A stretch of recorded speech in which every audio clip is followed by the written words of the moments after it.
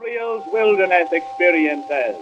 Israel was taught lessons of faith in the wilderness. God sent them manna. It came in the night in very small grains. It required time and patience to gather and prepare it. Not only was it a necessity, but it corroborated the divine sentence, "In the sweat of thy face shalt thou eat bread, until thou return to the ground." Labor has been one of our most valuable lessons. Without it, our race would have sunken still lower. Countries in which labor has been a necessity attest this by their greater intelligence. Jesus explains that he himself is the antitypical manna or bread from heaven, of which we must partake if we would have everlasting life. The conspiracy of Korah and his associates against Moses' leadership resulted in their all going down alive into the pit, Hebrew Sheol, the tomb.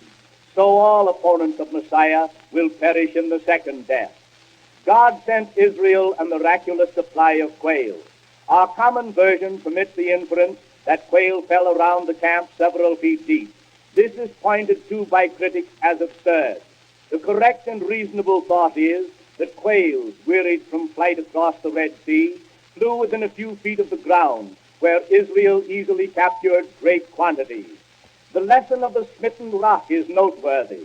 When the people were famished, Moses smote a rock in the name of the Lord. Water gushed out, and the people were refreshed. St. Paul says that this was prophetic of Christ, who by his death supplies the water of life, which is for all, Israelites indeed.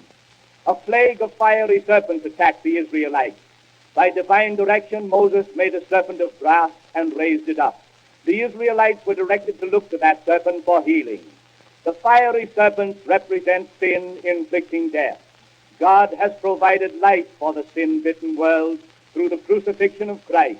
He was treated as a sinner in order that sinners might be freed from sin and death.